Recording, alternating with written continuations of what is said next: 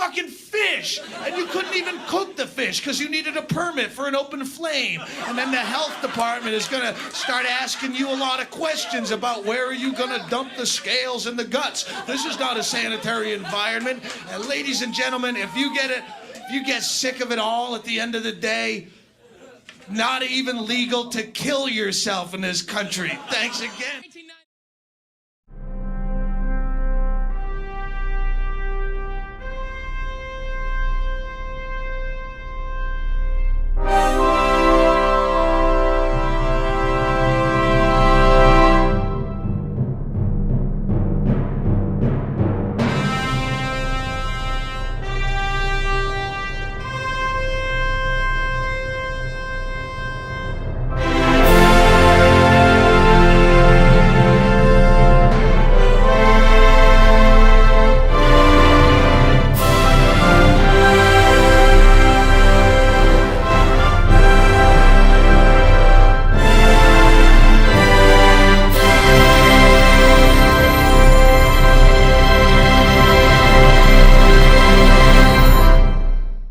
According to the book Genesis of the New Age by John B. Life, the story begins in 1572 when 500 Germans, including some Prussians and Bavarians, were hired as soldiers, mercenaries, by the King of Portugal, Sebastian I, to build a fort and man a garrison up the Amazon River in a fight against the Spaniards. As they sailed the river, they were fiercely attacked by the native Indians, and both the Germans and Portuguese families were forced to flee to the jungles, where they came across a cave entrance which the Indians feared and fled from.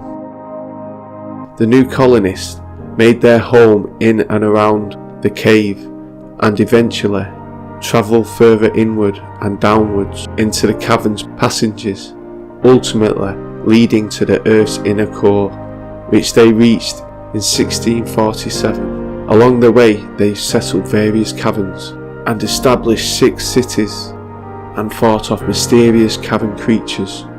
The caverns and cities were connected by a crude wooden track system. By 1977, over 350,000 Germans occupied the inner Earth tunnel settlements, which spanned from Brazil to Australia. In 1647, under Australasia, upon entering the new caverns, the new Germans met with the Atlanteans and the 30,000-year-old Bodlanders, who were the ancient ancestors of the modern Germans. The Bods were extremely advanced, both spiritually and technologically, and decided to take their outer Earth cousins under their wing, and they became known as the 6 Kingdoms of Saxony. In the early 1700s, communication began between the inner and outer Germanies via a secret student exchange program which oriented each to the other's doings. But it wasn't until 1853 that concrete steps were taken towards deeper ties between the two Germanies. Engineers from both sides were engaged to shorten and improve the transportation tunnel systems with electric cars. The technological improvements helped to boost the underground German population to about 10 million by 1900. During World War I, Americans became aware of a route from outer Germany to the Antarctic, but were not sure where it ultimately led to. By 1930, some actual trade began with the two Germanies, and by 1936, Hitler had gathered enough evidence about the inner world to send an aviation team to explore it. The Bodlanders expected and received them, and their king later returned the visit. The King of Bodland warned Hitler and their generals of their misguided war plans, but the Third Reich went ahead anyways. In 1938, German specialists ordered by Hitler penetrated the South Pole opening by air and landed in the interior, making contact with their inner Earth brethren, who received them joyfully. Land was granted to them for the future settlement on the condition that they would relinquish their warlike ways and live under ways of the inner Earthers. Hitler didn't like this, but accepted, in 1943 after his efforts started floundering. A 30-year treaty was signed between Hitler's Germany and the powerful Bodlanders, who would oversee the influx and reorientation of the outer Germans coming into the new inner earth Germany. By 1944, heavy construction was underway near Bodland to receive many war-torn Germans, most of whom used the Brazil train corridor to reach their new home. Scientists and other specialists in need used a quicker round wing plane through Antarctica to reach their new home. Hitler escaped to Argentina by submarine and then onto the King of Bodland's personal spaceship to the inner earth capital. Hitler was accepted because he showed promise of rehabilitation. A fake double replaced Hitler from October 1944 onwards. By the end of World War II, some 2.5 million outer Germans settled in the new inner earth Germany, and the influx continued thereafter.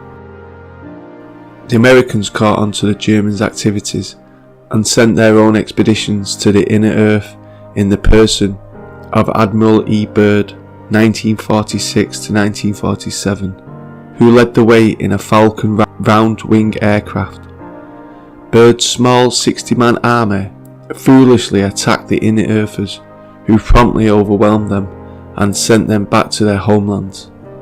Russia, upon hearing of the American expedition, sent its own armada of 100 planes in 1947, but met a similar fate. In 1948, a much better prepared single-craft expedition by the US followed, which successfully mapped and photographed the Earth's interior and had unique contacts with various races and crafts. Even pictures of dinosaurs and close-ups of the Earth's man-made inner sun were obtained, but of course the results were kept classified. Because of the superiority of the New Germany and the inner earthers in general, the post-World War II Allied nations built bases on and around the polar areas as a means of study and as early defence warning should these inner earth nations decide to take over the outer earth. In 1965, NASA did a complete detailed mapping of the interior of our planet, and in 1979 they confirmed that 5 continents, 3 large and 2 small, existed in the inner earth. There are also 7 oceans. Agartha, the largest continent, is 3 times the size of North America and populated mostly by Atlanteans, who came from Venus 33,000 years ago. Bodland, another continent, is populated by 36 million Bodlanders. By 1984, over 500 million people inhabited the inner earth surface, 60 million of which were Germans. 18 million lived in the New Germany and 1.5 million in the New Berlin. The New Berlin has all the conveniences of a modern city, except they are non-polluting. A reformed Hitler remained president of the New Germany until his death on November 12th of 1974, Dr. Hans Terfersen continuing in his footsteps. The round-winged plane powered by Earth's electromagnetic field was the key to military and technological superiority. Its anti-magnetic motor propelled it at speeds of 30,000 miles an hour in any direction, and its weightlifting capabilities were unlimited. It also had a laser offense and laser defense system. The round-winged plane is the prototype of the flying saucer. In 1975, its hull or metal construction was so perfected that it could travel unarmed into space. The USS Enterprise ship on Star Trek uses the round-wing concept. In 1977, US General Edward D. Wright visits New Germany in a round-wing aircraft, and a US delegation exists in New Berlin ever since. Since the 1960s, the Allied outer and inner earth forces have been monitoring and patrolling Earth's skies and lands. The US has legal diplomatic relations with other planets in our solar system, particularly Venus, Mars and Pluto. The book stops in 1980, the year of its publication. Since then much has happened. Since the fall of communism and the reunification of two Germanys, it would be nice to get the author's latest input, if possible. Hyperborea is the mythical land of the people beyond the north wind in Greek mythology. It is mentioned by the Greek historian Herodotus, home to white swans and lined with popular trees that would weep amber.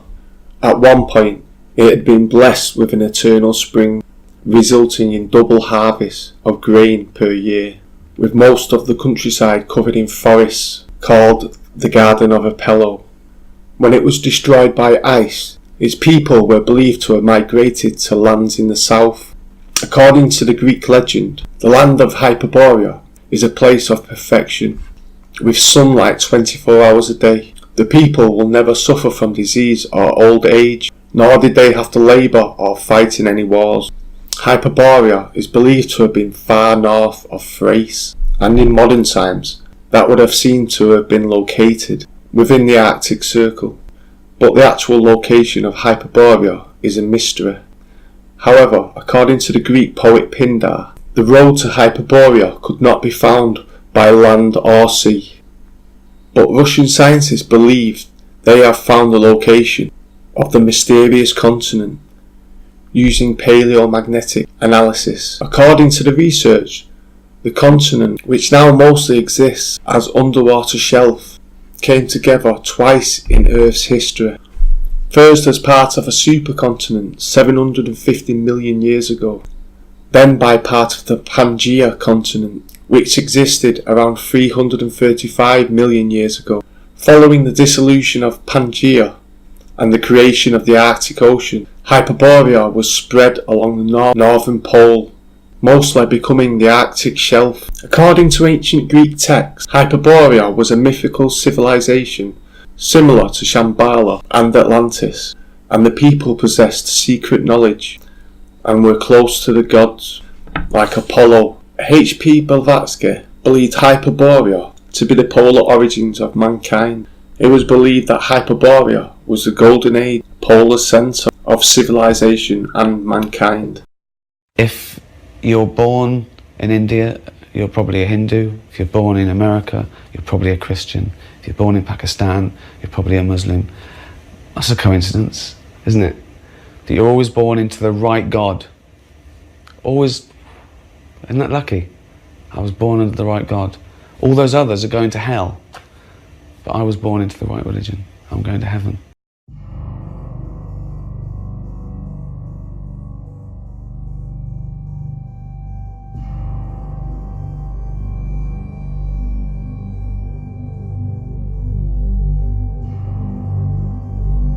I say we take off and nuke the entire site from orbit.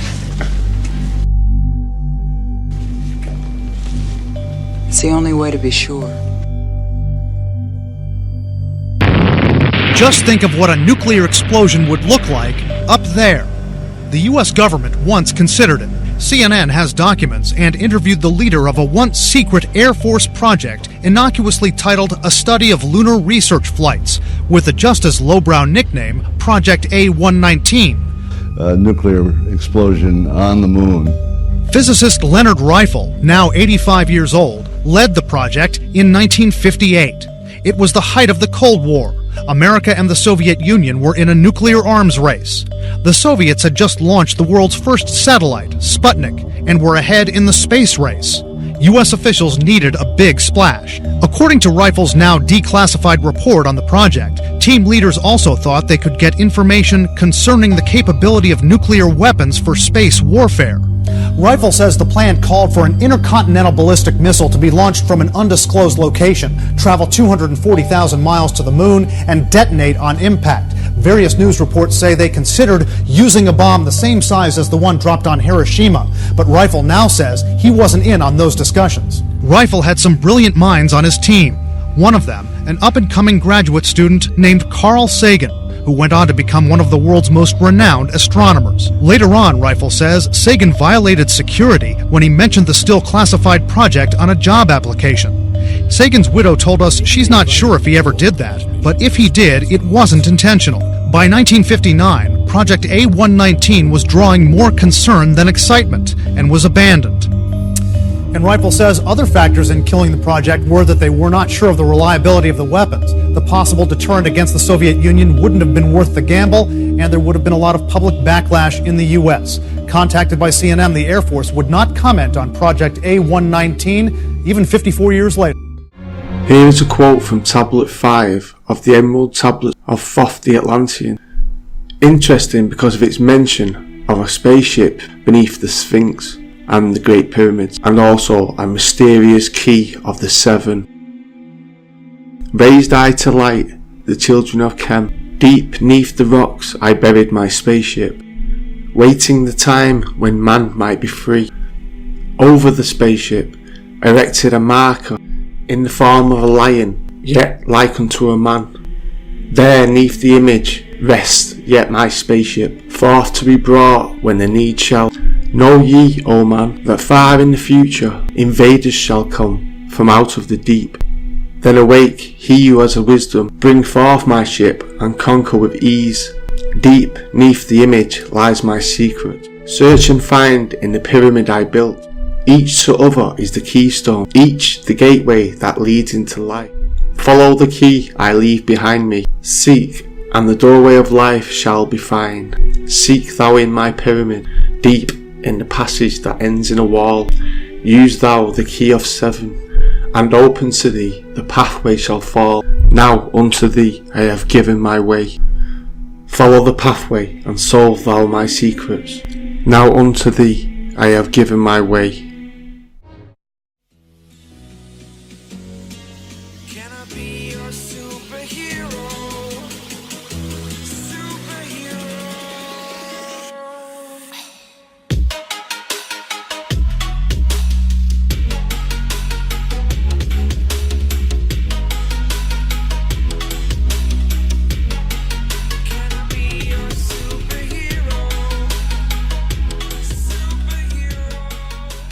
Facebook recently cancelled an experiment involving two artificially intelligent programs after they appeared to be chatting in a strange language only they could understand. The two chatbots made changes to the English language to make it easier for them to communicate, but remained mysterious to the humans that was left to look after them. The bizarre discussion came as Facebook engineers challenged the bots to try to negotiate with each other over trade, but they quickly broke down as the bots started to chat to each other in an unknown language, which remains incomprehensible to humans. The bots had been instructed to improve their negotiation skills. The bots drifted off from known language and created their own code that only they could understand. The chatbots also learned to negotiate in ways that seemed very human. They would, for instance, pretend to be interested in one particular item, so they could later pretend that they was making a large sacrifice selling it. Facebook's experiment is the only time artificial intelligence has ever created its own language. The experiment was abandoned because the programs weren't doing what they were supposed to be doing, and not, as they say, because they were scared of the results that was happening. In another AI experiment, Google created an AI which created its own baby that was far more advanced than systems created by humans. The original AI trained its new creation to such a high level that it outperforms anything built by humans. It is a very impressive achievement, but one that could also trigger fears about what else could AI create without human interaction. So this is the problem, you see. Once you create AI, you might program that AI to not hurt humans, to not target humans, to be gentle, but then if that AI somehow works around its coding, creates its own AI, then train that AI to a far greater degree than any human, we could get very outsmarted very quick. So if you like this video, please leave a like. Success in creating AI. could be the biggest event in the history of our civilization. But it could also be the last, unless we learn how to avoid the risks. Alongside the benefits, AI will also bring dangers, like powerful autonomous weapons, or new ways for the few to oppress the many. It will bring great disruption to our economy. And in the future, AI could develop a will of its own, a will that is in conflict with ours. In short, the rise of powerful AI will be either the best or the worst thing ever to happen to humanity. We do not yet know which. What do you think's going on with the guy who owns Tesla building tunnels?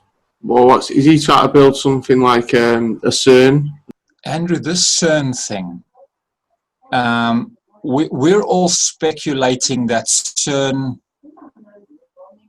is like a negative Stargate. But if people actually, I like that you brought up CERN. If people would just look at the dynamics of the various buildings, as well as the little start points, the circles where the energy starts. When you look at where the energy starts, where they start sending those little hadrons. When they start sending those hadrons out, they start from a small point. It's a small circle. It gets into a second bigger circle, and then it eventually gets put into that bigger circle. What people don't realize, we're all focused on CERN as it's opening a Stargate and it's going off to something not so hot. But if people would just dig into CERN a bit, you'd realize that it's actually how the mind operates.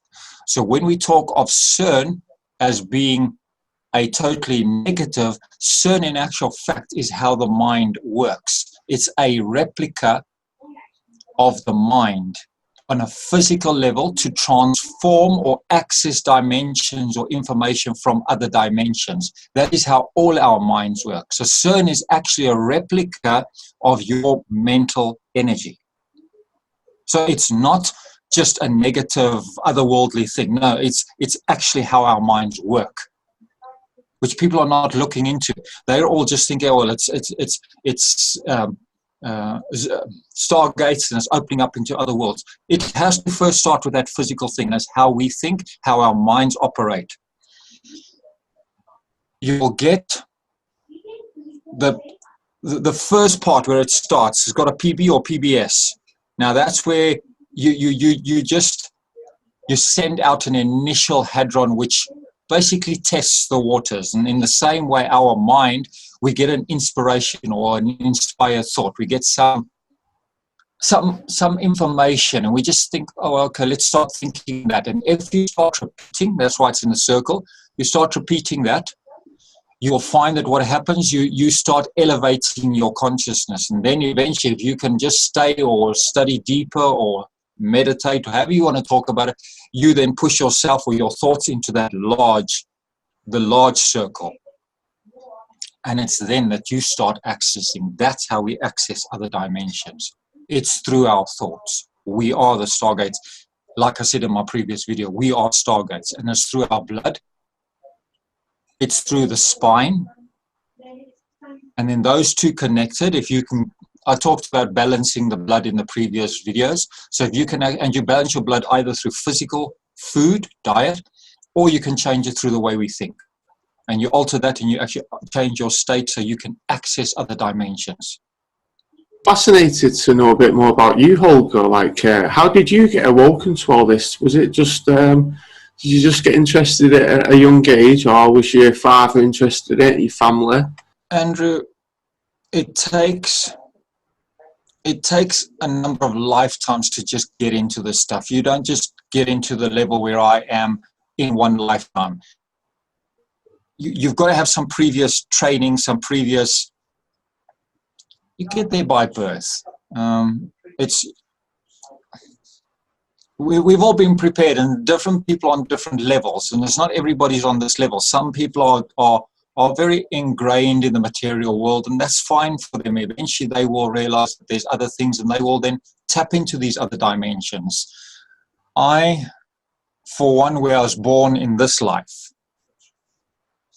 I was born near a national monument which has access to the blueprint of mankind. And you get affected on a DNA. So I've got you by birth. Sure, my dad was also into it, so you also get born or incarnated into certain families which help. It's no good a psychic being born into a very materialistic family. That's not exactly going to promote the agenda of helping them raise their soul consciousness. So it does help about the family you're born into, which is a choice from your soul. Then it is also relative to where on earth you're born. Just like these colliders, these different colliders, where are they? They're all on various points within earth along this grid, various grids. These needles or these obelisks that are on the various parts of the planet, they are on specific points. Now, if you get near those and you either live near them or you will get yourself to those points very often, you will alter your consciousness because they are tapping in to energies from elsewhere. That's what, I mean, there's a lot of articles. All your people who are listening to this would know about the grid that Tesla was talking about, the grid that all these various needles, the Egyptians, what they're talking about, the various national monuments, the various churches, the various old buildings, and not just churches, even your town halls. Simple thing like a town hall. It's got special energies. So yeah, you can get there. I mean, so there's different ways you could promote it or improve it or encourage it within this life. It's like Rosslyn Chapel. There's some amazing going on there. You can't even take pictures inside Rosslyn Chapel or video. Rosslyn Temple, when you're studying these deeper stuff, it's only for a select few. Not everybody's meant to get this knowledge. Not everybody's meant to have this information. So it's only for a select few. And those who are really keen, you basically got to be qualified to get access to this information.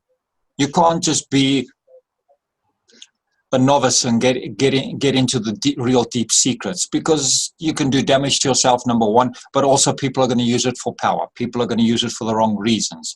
So you also want a certain race consciousness that you're actually going to utilize the information properly.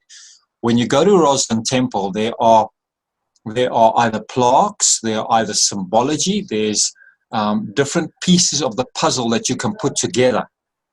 And when you, who are of a certain mindset, put pieces together, you will start getting answers of life. Now, to the average person, they're not interested in that. So they don't want that information out there, because the wrong people, when I say wrong people, people are going to use it purely for material gain instead of elevating our consciousness. As much as we think that the powers that be are just suppressing everything on earth, they are not. There are another group of people who are actually helping to raise the consciousness. This is why inner earth maps are kept quiet. If we start realizing what the energy is at inner earth, we will realize what the continents or those places above on the terrestrial level, what their energy points are. So you'd have a look at America is a world power. England is a world power. You look at Russia, or you look at India, or you look at China. There's different energies there. Now, relative to the agenda, the general agenda where we're pushing human consciousness, if you look at the map down in Argatha, or let's just start on Earth, if you look at where the world powers or where these, who's driving the consciousness of this planet? What's driving the consciousness of this planet? What culture is driving the consciousness of this planet? So you got your American people and you got the Chinese people. Now, those two consciousness on a non-material level, they are driving the general consciousness of the human in a certain direction. If you go into Argatha, you will notice that the energy is being driven from Argatha, from those continents that lie directly underneath it.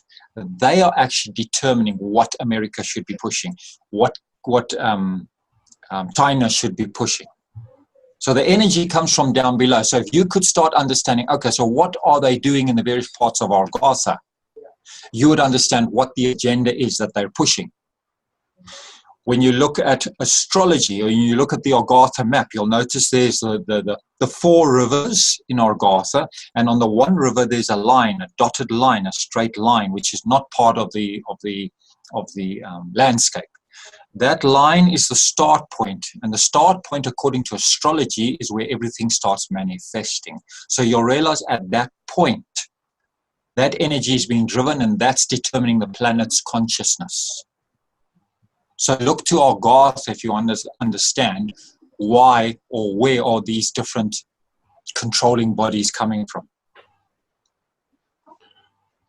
So do you understand what happened with Admiral Byrd when he went to...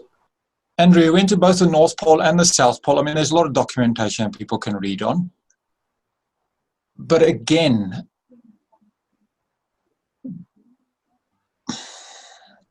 people are the sensationalism of he was killed, he was murdered, the sensationalism of all these people who get kept quiet, who get snuffed out.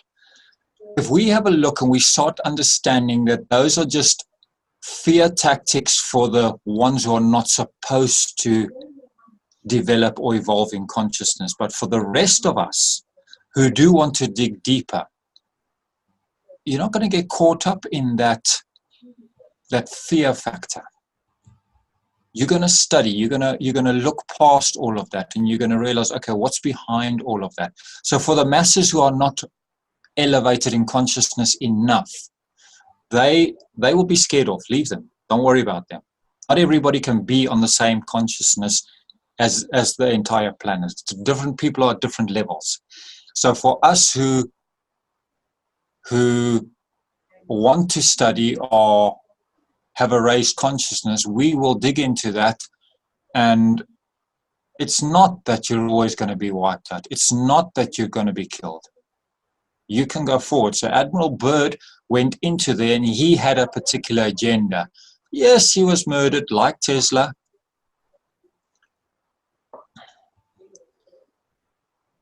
But he wasn't allowed to put out the information all at the same time. He wasn't allowed because it wasn't right for that time.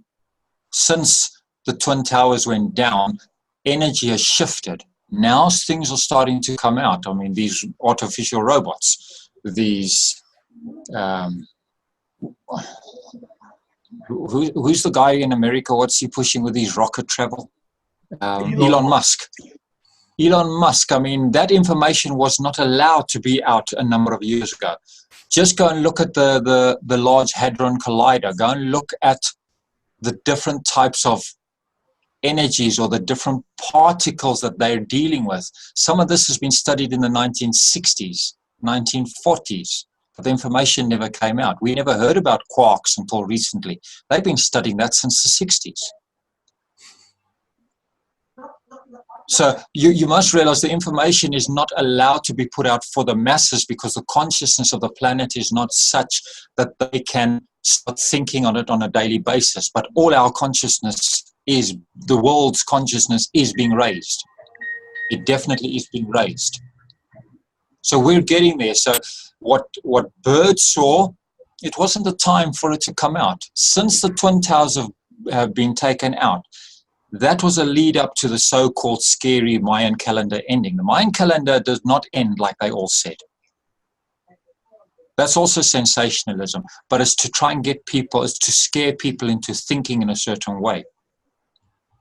I mean, a long count calendar, I try and explain it to people like this. Our modern calendar that we have now in the West. Andrew, if you think about it, when does our calendar end? We have a long count calendar. When does our calendar end? That calendar had an end? Really? And we all believe it? They chose certain dates. Yes, there were certain energies that lined up at that stage, but no, it didn't end. It shifted. So they were trying to tell us while it ended, what they were saying is the old world ended. But the calendar never ended. Because in Ragnarok they talk of the old world ending and the new world starting. Right. And you get all this old world and new world, the Atlanteans getting taken over by the Athenians, and So who, in your eyes, who did 9/11 if it wasn't Islamic extremists? Was it the government or was it a secret organisation? No, it wasn't from Earth. It was orchestrated. It might have been done by people on Earth, but it was not originated or orchestrated by the Earthlings. It was orchestrated by somebody from the other side. It's like when you are building. Let's talk about baking a cake. When you bake a cake, you get a recipe for the first time and you start mastering that cake. You practice and you learn how to make that cake. Eventually you get experienced enough that you can then say, all right, now I'm going to start changing the recipe slightly. Once you change the recipe to your particular taste, you can basically shut off or close off that book, that recipe book, and get rid of it. And now you're into a new energy of cake making because you've elevated your consciousness to such that you no longer need or use that old energy. And that's exactly what happened with Twin Towers. The Earth's energy is not at a point where we need that old energy anymore. We need to drop it. It's gone. We need to move on and move the consciousness on to where we are now and look forward. So that energy is gone. It's finished. So the Twin Towers is not an issue of whether it was a conspiracy, whether it was or wasn't blown up, whether it was, whatever the stories are. That's not the issue. We should stop focusing on that. It's not about that. We should think about it. It's a stargate, an anode and a cathode. It's an energy field. It's an energy source. It's shut down. That's past. It's gone. What's now? So now we're looking at Large Hadron Colliders. What's happening there? So the mind, when you look at the way the mind works, the energy has shifted from that Stargate to now CERN. So what is CERN doing? CERN is opening up access points to different places. So we had this ship not long ago. There's a cigar-shaped sort of ship, what the scientists have been saying that they don't think was natural. Because of the speed it was going and its trajectory and all that sort of thing.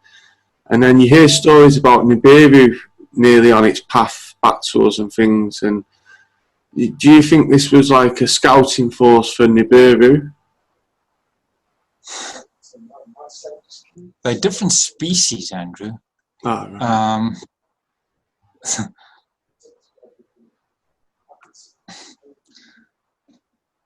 A lot of people are focusing on the cigar spaceship.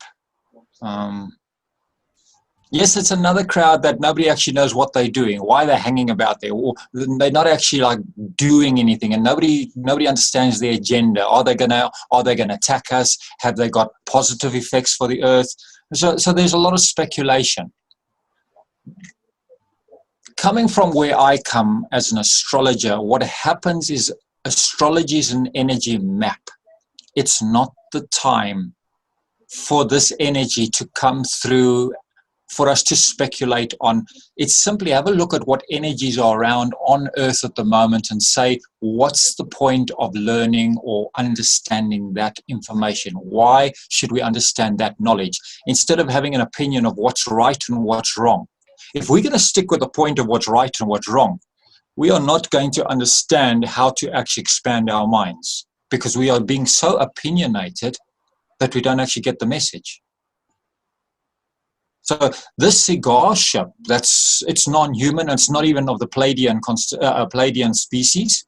It's of another species totally altogether. And it's not the time for them to do anything yet. So we're focusing on that. But in actual fact, that shouldn't be our focus now. We should be focusing on other stuff, like what are these different particles they're talking about in what science is now studying. Because before we just studied atoms with the electrons and the protons and the neutrons. CERN and NASA have taken it where it's now we're dividing the different parts of the movement of those orbits, of those little electrons or protons. Those orbits are now being divided into mainly 2 parts, but also into 4 parts.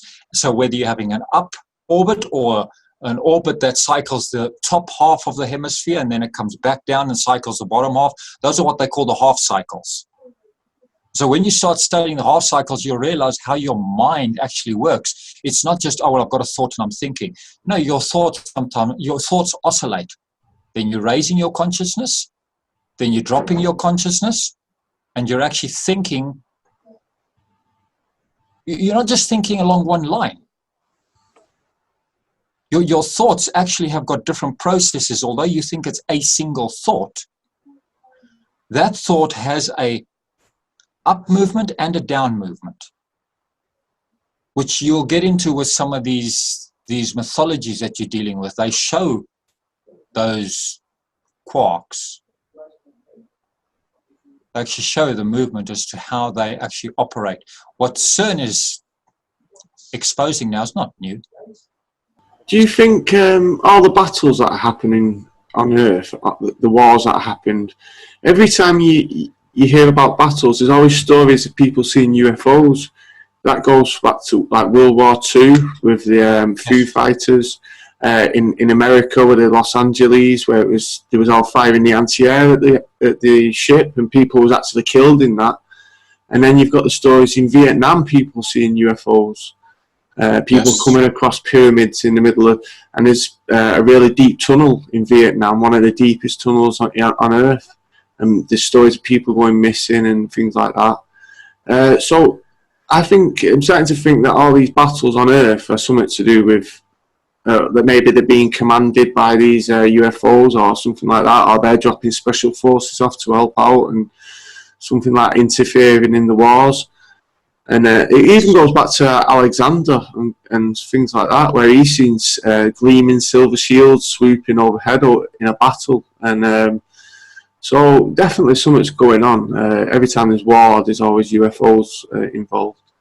One of the tsunami that really hit Japan had UFOs above it. Yes, it's happening. Yes, that's correct.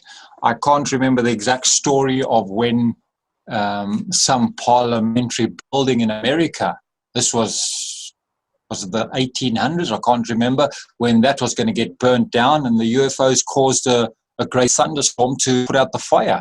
Yes. The UFOs are around while these major events are going on. Tsunamis are activated from under the waters. Well, who's going to activate it from under the waters? Are we activating it from underneath the waters, from behind the tectonic plates? Are we activating it from UFOs that will send a beam down into those tectonic plates and affect the water under the ocean that cause the movements in the tectonic plates, which then cause them to drop, causes that suction, it rises, causes a tsunami? Is that UFOs? I mean, people can dig into this. Very interesting to have a look at that. Yeah. So yes, all these different stories, the UFOs are around. Those Renaissance paintings with the UFOs in them. You mentioned about underwater. Do you think there may be underwater civilizations that we've not discovered yet? Because a lot of the ancient myths and legends talk about people coming from the sea, even like Zeus and things like that. And they always say, I don't know if that means from a ship, from a sailing ship or what, but I think maybe there might be some sort of bases under the sea. And these caves.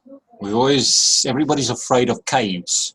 The human is naturally afraid of caves. We're afraid of dark places. We're afraid of holes. Why? We're afraid of putting our hands down a simple hole because we worry that, well, a spider or a snake might bite me. No, it goes deeper than that. We're afraid because there's something, those lead into other dimensions. So these places where you talk about under the sea or these UFOs that come out of the sea, yes, there are civilizations in different levels. From Earth to Agartha, it's not just a straight tunnel. There's different dimensions you're passing through. It's been talked of that. I mean, there's at least 2 dimensions you're going to pass through. You're not going to go straight from Earth into Agartha. You'll be passing through a couple of dimensions. So, yeah, there are people on those different dimensions, different civilizations. I mean, we're talking about continent-sized civilizations of what we see on Earth here. There are civilizations on the different levels within Earth. Yes. And then within those different places, like in a town, let's call it a hamlet, a small town. In the small town, you'd have people based in the different areas. Our modern day suburbs, you'll get a good area, you'll get a bad area. You'll get a well-developed area, you'll get a lesser developed area. You'll get a industrial area, you'll get a commercial area. It's the same with these different civilizations and different continents and different peoples and species down there. They've all got different jobs. So yeah, you're running into different people, and yes, they're on different levels, physical different levels. Yes, 100%. The best guess would probably be somewhere around the Bermuda Triangle, wouldn't it? So many mysterious things have gone wrong there. Maybe something really important there that they can't let anyone get near, or they're scared of people getting near. You know? The people who are in charge of the wars, the people who are sitting behind the soldiers, not the foot soldiers. We talk about the people who are sitting in their lush offices, having their conferences and phone calls and making the decisions, and they have to tell the generals and the army leaders, oh, well, you must send your men to do this, send your men to do that. Andrew, who are those and what are those people doing? You think they're all human? You think those are human that are making those decisions and calling the shots? Those are not humans. The foot soldiers that go into war, majority of them are human, but not all of them are. You'll always get a rogue soldier who does some weird things that we either are not told about, or sometimes you will hear about some of them. You have to start questioning who's got that sort of mindset, that sort of power that they will go rogue and like get away with it. You keep Human hearing has a about general this reptilian brain, don't you? They keep hearing people on different programs talk about the reptilian side of your brain and how it can make you do evil things. Well, that's your survival instinct. The reptilian brain is your survival instinct, you know, and it doesn't have emotion. So if you're doing a mathematical formula, let's just say a school kid is doing a mathematical formula in class, in a maths class. Now, because he's working out clinical facts, 1 + 1 = 2, is he evil because he's got no emotion attached to it? So the reptilian brain has not got feelings because it's a survival mechanism. So now we start saying, oh, well, the reptilian brain is our evil side. Because we've got the 3 brains in on average, the 3 brains. There are more, but there's the 3 brains. So doing a clinical subject, 1 + 1 = 2, there's no emotion attached to that. So that's your reptilian brain if you need to operate on a survival level for that. So, yeah, we're getting carried away with this. The people are not ready. Only for those who are ready to start studying the deeper stuff and start saying, okay, what's behind all of this? What's the point of this?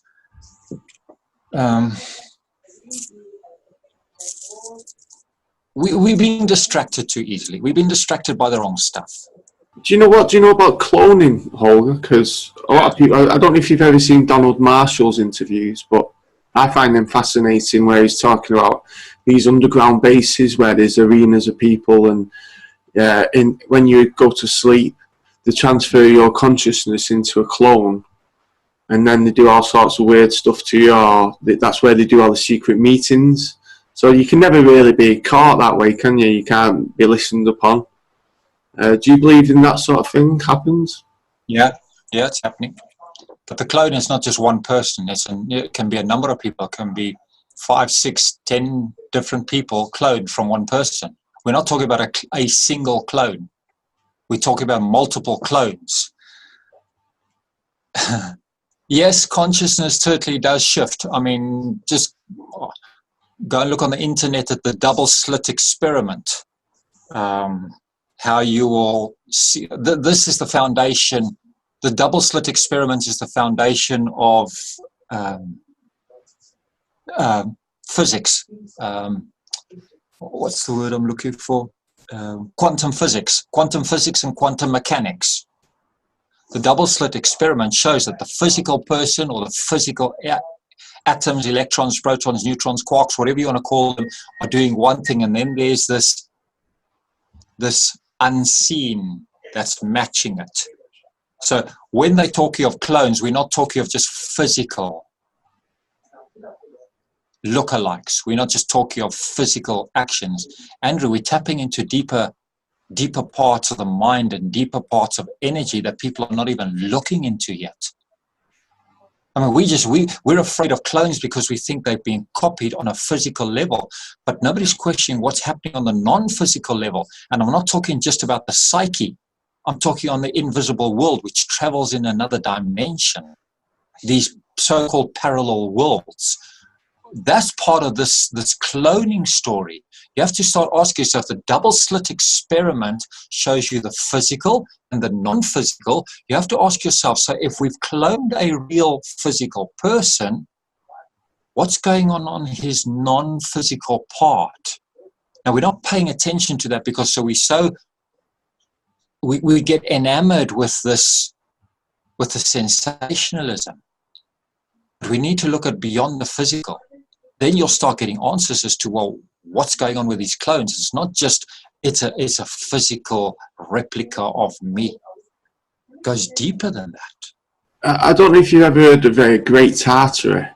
It was an empire that was it'd been reported throughout history, and it was supposed to have had monsters in it. And again, it's an entrance into another place. You've got in all mythologies, they will always talk of a triune, or what the Christians talk of a trinity, but this triune is always talking of, you'll have these famous creatures, birds. There's always these weird and wonderful birds. And you'll notice that they are forever attacking the basic cows, horses, the basic land grazing animals. So you'll find there's a level where they talk about birds. Then there's a level where they talk about these pastoral animals. Then you'll get another level in these mythologies where they talk of these mythical and strange, fantastical beasts. So these are the three different levels. So you'll have the birds represent the sky people. So this is what we talk of the UFOs. You'll then have the grazing or the pastoral animals, which represents us people here on Earth. And then you've got these mythical, fantastical creatures, which is what you're talking of, the Tartary. Those peoples, when they start digging into those other dimensions, they come from another underworld. So yes, Tartary, while we can say, oh, well, there was maps of it showing where it was on the physical Earth, it actually led into another dimension of beings, another dimension of creatures. Yes. So you can look at, you can say, oh, well, yes, all right, there's the physical, it's on the old physical maps, but it was actually another level of existence. So yes, it leads into the underworld. so the European Tartary, is that the same as the Greek Tartarus? Just the same place?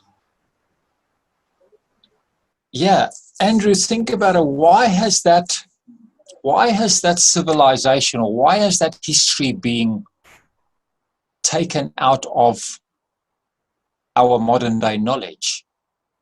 You have to start asking yourself, yes, we could talk about what all they did or what was those magical creatures there.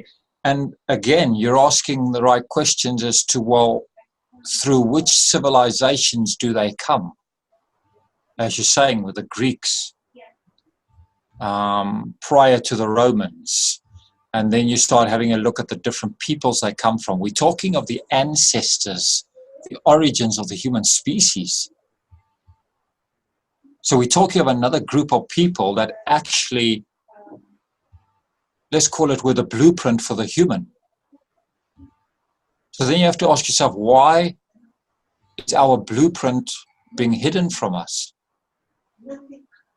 So why is our origin, our source, hidden from us? If our source is hidden from us, if you don't know where you come from, you don't know where you're going. So you have to ask yourself, okay, so why is our source being hidden? Why is the Tartary people, our origins, being hidden from us? And then you have to start, like in your last video, you asked me, okay, so were the creators of the black people the same as the creators of the white people? You have to start asking yourself, okay, so then the Tartary people, we've got different civilizations that bring about, or different blueprint that brings about another species. And then we look at the different humans We've got the different cultures, the different continents, the different types of human on this planet. The Red Indians, the Norse, as you say, the European culture.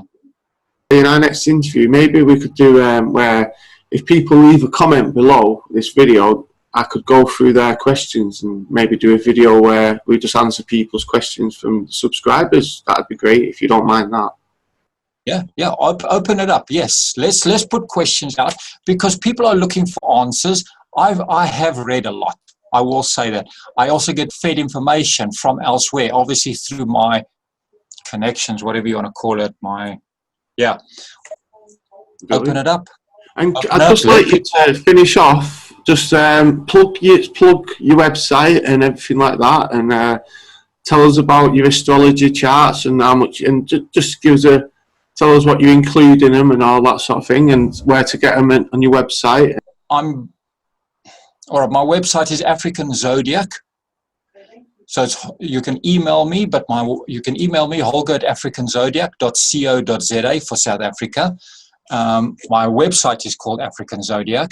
You can go into there. Yes, I like to focus on astrology, but I also like to focus on the deeper mystical stuff. So if people want to understand not just a regular mundane everyday life on astrology, it's not just about life around me, but what's behind it, what's the deeper aspects, why do I operate like I do, why do I seem not to fit in. So a lot of the public who are viewing this feel they don't fit in, and why don't I fit in? And okay, if I don't fit in, so what am I meant to do? What's the reason I'm here? What am I supposed to be doing here?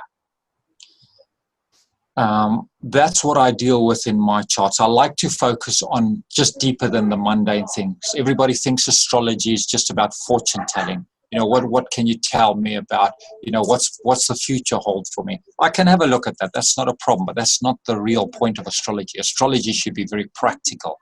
And very practical is to put you at peace with yourself. Why am I here? What am I supposed to be doing? And then look around you and decide, okay, how do I align that with my present job? So I'm not necessarily going to say you've got to change your line of work. I'm going to say how you would apply your mind and your thinking and your psychic ability and your comprehension and your view on life. How can you match that to what you're doing in this world? Because it's not like astrology is magic and then suddenly it's going to take you off into another world. It's going to allow you to say, okay, so how do I apply my non-physical self to what I'm doing now? That's the point of astrology. Is actually how do you combine the different parts of your being, your spiritual together with your soul, together with your physical? How do I combine that? And then how do I master, or how do I join it together with complication that's happening in the physical world? My physical world's not working. Well, why is it not working? Well, because your other dimension's not in sync with it. How do I correct that? So that's what I like to deal with in astrology. And I've got different charts. People want to have a look at relationships. I can deal with relationships. People want to have a look if they're in the right job. I deal with having a look at how would you, if you can't afford to change your job, or you don't want to promote yourself, how would you find happiness within to be happy in your job, even though it seems unsuited to you? Well, how could you make that job be more fulfilling, more self-satisfying? I deal with that.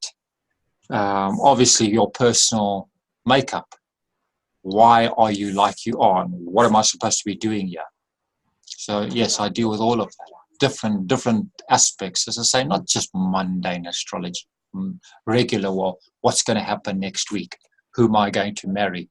I can tell you the type of person that would suit you if you wanted to look for a partner, but I can also tell you how to improve your present relationship.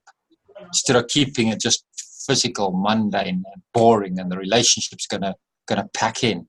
Some relationships are not meant to work. I would also be very honest and say to people, this relationship's not going to last.